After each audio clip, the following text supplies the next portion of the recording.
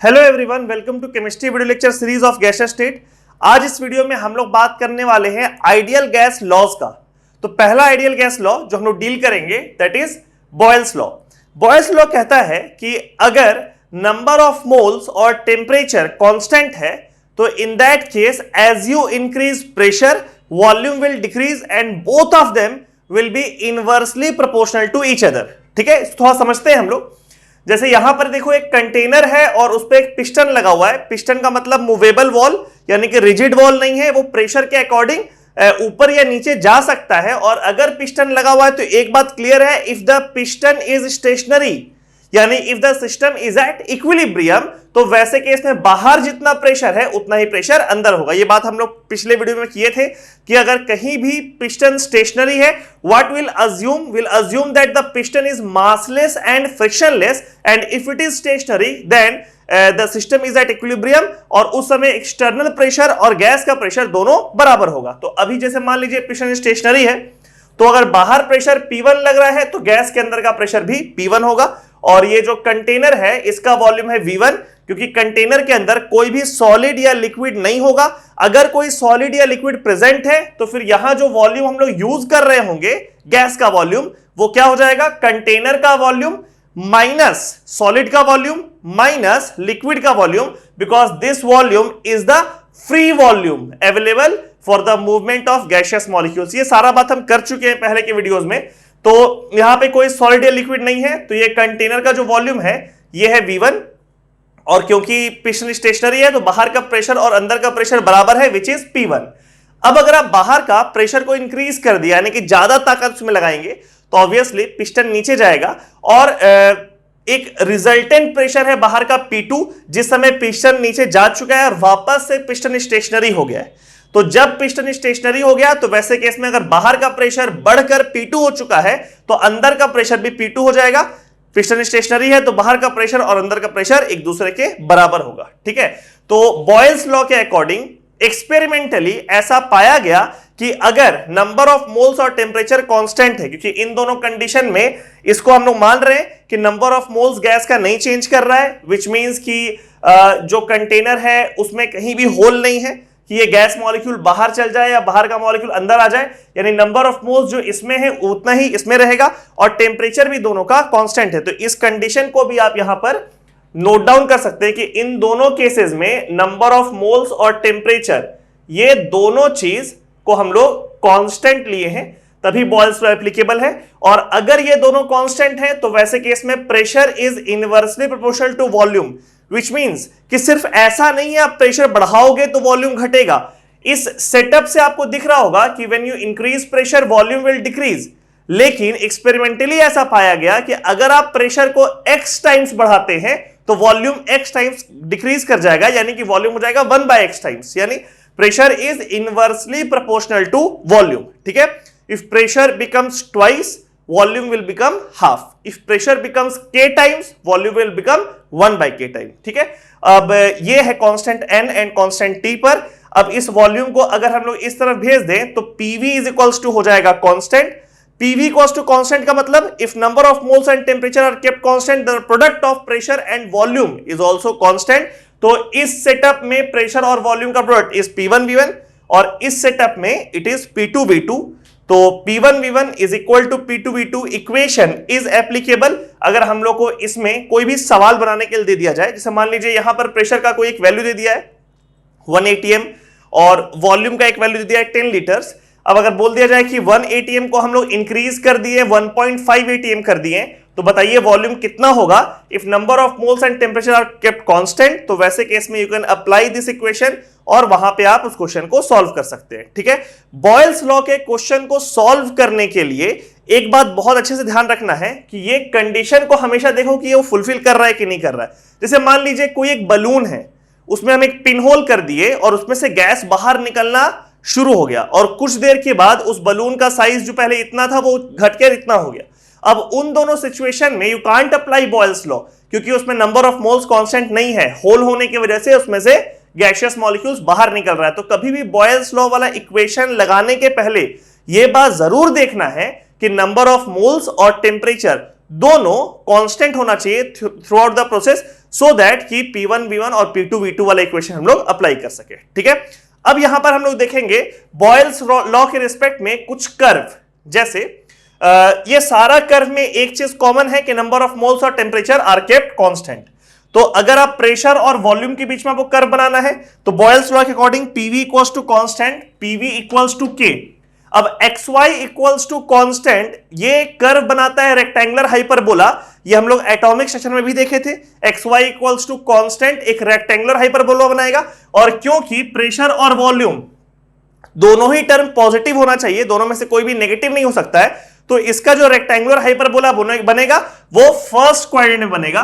तो ये इसका कर्व बनेगा rectangular hyperbola, XY equals to constant और PV इक्वल्स टू कांस्टेंट। ठीक है, दूसरा कर्व है Y एक्सिस में है प्रेशर और X एक्सिस में है 1 बाय वॉल्यूम। तो इस PV equals to constant, PV equals to K को थोड़ा सा मॉडिफाई करते हैं, V को RHS में भेजेंगे तो बन जाएगा P is equals to K into 1 by V। अब आप गौर से देखो, ये P है Y एक्सिस इस कर्व में, और ये पूरा 1 बाई V है X एक्सिस। तो ये कर्व कुछ ऐसा हुआ, y is equals to kx। y equals to kx is a straight line passing through the origin with slope k। तो यहां p और 1 बाई v का जो कर्व होगा वो एक स्ट्रेट लाइन होगा passing through the origin with slope k, और क्योंकि प्रेशर और वॉल्यूम दोनों पॉजिटिव होना है तो ऑब्वियसली k भी क्या रहेगा, पॉजिटिव। तो पॉजिटिव स्लोप के साथ हम लोग एक स्ट्रेट लाइन ड्रॉ कर दी। ये हो गया p और 1 बाई v के बीच का कर्व। अब ये तीसरा कर्व देखिए, तीसरे कर्व में y एक्सिस में है प्रोडक्ट PV और x एक्सिस में है P। जो y एक्सिस में प्रोडक्ट है PV, तो PV इक्वल्स टू कांस्टेंट होता है बॉयल्स लॉ में, नंबर ऑफ मोल्स और टेम्परेचर को अगर कांस्टेंट रखा जाए तो PV का वैल्यू हो जाता है K कांस्टेंट। तो x एक्सिस में कोई भी क्वांटिटी हो, प्रेशर हो, वॉल्यूम है, कुछ और भी रहे, तब भी फर्क नहीं पड़ता। इसका कर्व जो होगा, the curve will be a straight line parallel to x axis because PV is equals to constant. y equals to constant का कर्व कैसा होता है, पैरेलल टू x एक्सिस। तो यहां पर प्रेशर दिया हो या वॉल्यूम दिया हो या कोई और दूसरा भी क्वांटिटी रहे, तो ये कर्व हमेशा अगर y एक्सिस में PV है और नंबर ऑफ मोल्स और टेम्परेचर कांस्टेंट है तो वो एक स्ट्रेट लाइन होगा पैरेलल टू x एक्सिस। ठीक है, एक और कर्व यहां पर हम लोग देख रहे हैं, y एक्सिस में log P है और x एक्सिस में log V है। तो जैसे ये log हुआ, हम लोग का जो बेसिक वाला इक्वेशन है PV इक्वल्स टू K, इसमें दोनों तरफ हम लोग log लगा करके एक इक्वेशन निकाल सकते हैं। जैसे PV इक्वल्स टू K, दोनों तरफ log लगा दिए तो LHS में हो गया log P plus log V। XY पे अगर log लगे तो log XY is log X plus log Y। तो log P plus log V और RHS में log K, इसमें log V को हम लोग RHS में भेज दिए तो बन गया log P equals to minus log V plus log K। This log P is y axis and this log V is x axis. ठीक है, तो ये कर्व कैसा बना देखो, y equals to minus x plus some constant, y equals to minus x plus some constant. तो इसका जो कर्व बन करके आएगा वो इस तरह कुछ होगा। क्यों ये नेगेटिव स्लोप के साथ है, because y equals to minus X, तो इसका स्लोप कितना हो गया, -1। तो यहां पर स्लोप दिख रहा है -1, और अगर स्लोप -1 है तो ऑब्वियसली ये वाला angle will be 135 degrees because tan of 135 degrees which is slope of that line is -1। अब अगला आइडियल गैस लॉ है चार्ल्स लॉ। चार्ल्स लॉ दो फॉर्म का होता है। सबसे पहला बात, चार्ल्स लॉ में नंबर ऑफ मोल्स कांस्टेंट होता है, यानी कि जितना मोल्स गैस का प्रेजेंट है इनसाइड द कंटेनर वो कांस्टेंट रहेगा। ठीक है, दो फॉर्म है, दोनों फॉर्म को अच्छे समझते हैं। पहला फॉर्म जो आपको फिगर दिख रहा है, इसमें हम लिए हैं एक रिजिड कंटेनर। रिजिड कंटेनर वैसा कंटेनर जिसका वॉल्यूम चेंज नहीं हो सकता है, सारा बाउंड्री उसका रिजिड है, कहीं भी पिस्टन लगा हुआ नहीं है। ठीक है, और दूसरा कंटेनर जो है वो है एक नॉन रिजिड कंटेनर जिसमें किसी एक बाउंड्री में पिस्टन लगा हुआ है, और अगर पिस्टन लगा हुआ है विच मीन्स कि उसके अंदर का जो प्रेशर है वो कांस्टेंट रहेगा as long as external pressure is kept constant. तो यहां पर क्या है कि बाहर के प्रेशर को हम नहीं चेंज कर रहे हैं, पी एक्सटर्नल इस केस में जो बाहर का प्रेशर है इज कांस्टेंट। ठीक है, तो अगर पी एक्सटर्नल कांस्टेंट है तो अंदर का प्रेशर भी कांस्टेंट होगा बिकॉज पिस्टन स्टेशनरी होता है, और अगर वो स्टेशनरी है तो बाहर का प्रेशर और अंदर का प्रेशर एक दूसरे के बराबर होगा। अगर कभी भी अंदर का प्रेशर चेंज करेगा, मान लीजिए बढ़ गया या डिक्रीज कर गया, तो पिस्टन उसके अकॉर्डिंगली या तो ऊपर चला जाएगा या नीचे आ जाएगा, सो दैट कि जो फाइनल प्रेशर गैस का रहे वो ओरिजिनल प्रेशर के बराबर रहे। इस बात को आप समझिए कि इस केस में अगर गैस के अंदर का प्रेशर को आप इंक्रीज करते हैं तो वो प्रेशर को एडजस्ट करने का जगह नहीं है, क्योंकि सारा बाउंड्री रिजिड है। तो वैसे केस में अगर प्रेशर इंक्रीज कर गया तो वो बढ़े हुए प्रेशर के साथ ही रहेगा। लेकिन इस केस में अगर आप अंदर के प्रेशर को बढ़ा दे या घटा दे, अगर बढ़ा देंगे आप अंदर के प्रेशर को तो वैसे केस में ये पिस्टन ऊपर चला जाएगा, सो दैट कि उसके अंदर का जो प्रेशर है गैस का वो फाइनली वापस ओरिजिनल वैल्यू के बराबर हो जाए। और अगर आप इसके अंदर का प्रेशर को डिक्रीज कर देंगे तो वैसे केस में पिस्टन अपने आप नीचे आ जाएगा, so that to make the pressure constant. तो अगर नॉन रिजिड कंटेनर है और आप बाहर के प्रेशर को कांस्टेंट रखे हुए हैं तो अंदर में आपको जो चेंज करना है आप करो, pressure will not change initially और फाइनली प्रेशर का वैल्यू सेम होगा जब पिस्टन स्टेशनरी होगा। ठीक है, तो रिजिड कंटेनर के नीचे हम लिखे हैं वॉल्यूम इज कांस्टेंट और नॉन रिजिड कंटेनर के नीचे हम लिखे हैं प्रेशर इज कांस्टेंट। तो ये बात क्लियर होना चाहिए आप लोगों को। अब यहां पर क्या कर रहे हैं, दोनों कंटेनर को हीट कर रहे हैं, यानी कि उसके टेम्परेचर को बढ़ा रहे हैं। अब इस कंटेनर को अगर आप देखें तो इसके लिए नंबर ऑफ मोल्स तो पहले ही कांस्टेंट था, वॉल्यूम भी कांस्टेंट हो गया, और इस कंटेनर में नंबर ऑफ मोल्स पहले से कांस्टेंट था और प्रेशर कांस्टेंट हो गया। ठीक है, तो अगर यहां पे आप हीट करेंगे इसको तो होगा क्या कि इसके अंदर जो गैसियस मॉलिक्यूल्स है उसका प्रेशर बढ़ेगा, बिकॉज जब आप कंटेनर को हीट करते हैं तो जो मॉलिक्यूल्स होता है अंदर में उसका एनर्जी इंक्रीज करता है टेम्परेचर की वजह से। As you increase the temperature energy of the gaseous molecules increases. ये हम लोग काइनेटिक थ्योरी ऑफ गैस में देखेंगे भी, ठीक है, आगे चलकर। तो जब उसका एनर्जी बढ़ेगा तो बाउंड्री को, वॉल को, वो जितने प्रेशर से पहले जाकर स्ट्राइक कर रहा था अब उससे ज्यादा प्रेशर लगा करके वो बाउंड्री को स्ट्राइक करेगा, वॉल को स्ट्राइक करेगा, जिसकी वजह से उसका ओवरऑल प्रेशर गैस का इंक्रीज कर जाएगा। तो अगर आप टेम्परेचर को बढ़ाएंगे तो प्रेशर उसके अंदर का बढ़ेगा, और क्योंकि सारा बाउंड्री रिजिड है तो उस प्रेशर को डिक्रीज करने का कहीं कोई जगह नहीं मिलेगा वॉल्यूम के रिस्पेक्ट में। तो यहां पर हम लोग क्या बोलेंगे, अगर नंबर ऑफ मोल्स और वॉल्यूम कांस्टेंट है तो वैसे केस में as you increase the temperature pressure of the gas will also increase, and experimentally it was found कि प्रेशर जो होगा वो टेम्परेचर इन केल्विन के साथ डायरेक्टली प्रोपोर्शनल होगा। ध्यान रखिएगा टेम्परेचर यहां पे किस फॉर्म में है, किस यूनिट में, केल्विन में। अगर आप केल्विन में टेम्परेचर को डबल करेंगे तो प्रेशर भी डबल हो जाएगा। ये सेल्सियस नहीं है यहां पर, यानी कि अगर सेल्सियस में क्वेश्चन रहेगा तो पहले आप उसको केल्विन में कन्वर्ट कर देंगे और तब ये वाले इक्वेशन को यूज करेंगे। ठीक है, pressure is proportional to temperature in kelvin provided कि number of moles and volume are kept constant. तो अगर pressure proportional to temperature in kelvin है तो इस टेम्परेचर इन केल्विन को जब नीचे आप ले जाओगे तो क्या बन जाएगा, P divided by Tk is constant, or you can say P1 by Tk1 is equals to P2 by Tk2। तो इस कंडीशन के लिए आप इस इक्वेशन को यूज कर सकते हैं। यहां पर हम लिख दे रहे हैं P1 by Tk1 is equal to P2 divided by Tk2। ठीक है, तो इस इक्वेशन को आप यहां पर यूज कर सकते हैं, provided number of moles and volume are kept constant. Similarly अगर आप इस कंडीशन को देखो नॉन रिजिड कंटेनर को, तो वहां पर प्रेशर कांस्टेंट है, और अगर प्रेशर कांस्टेंट है और आप टेम्परेचर को इंक्रीज करेंगे तो क्या होगा, प्रेशर कांस्टेंट इनिशियल और फाइनल है। तो होगा क्या है, पूरे प्रोसेस को समझो।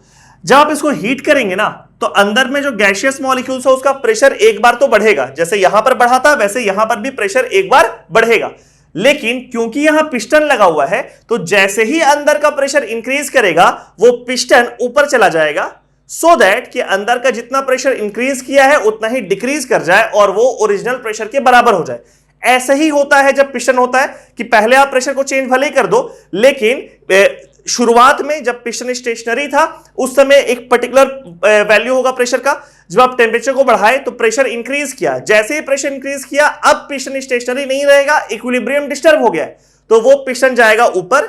और कब तक ऊपर जाएगा, जब तक कि अंदर का प्रेशर जितना इंक्रीज किया था उतना डिक्रीज ना कर जाए। जैसे ही एग्जैक्टली उतना डिक्रीज किया और फाइनल प्रेशर ओरिजिनल प्रेशर के बराबर हो गया, पिस्टन वापस से स्टेशनरी हो जाएगा। तो आप ऐसा कह सकते हैं कि शुरुआत में अंदर जो प्रेशर था और अंत में जो अंदर में प्रेशर है वो दोनों कांस्टेंट है। ठीक है, तो प्रेशर को ओवरऑल हम लोग क्या बोल सकते हैं, इनिशियल पॉइंट और फाइनल पॉइंट को अगर कंपेयर करें देन प्रेशर इज कांस्टेंट, और उसके वजह से वॉल्यूम इंक्रीज कर गया है क्योंकि पिस्टन ऊपर गया है।